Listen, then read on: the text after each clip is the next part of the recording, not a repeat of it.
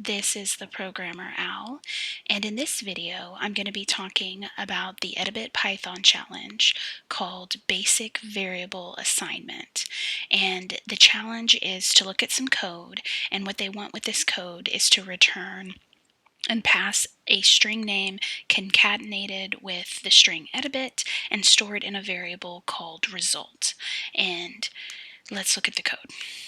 So they have the name of the function and the input or the argument that it takes, and then they say b equals edabit and result equals name plus b. So they're trying to concatenate the name that is being passed through the function and adding edabit to it.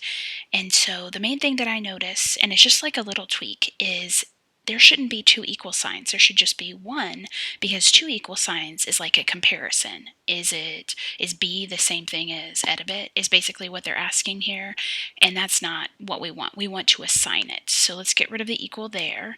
And the same thing with for result. We don't want to compare the two. We just want to assign it. So hopefully once we check it, that will pass all the tests, and that's how you fix the code for basic variable assignment.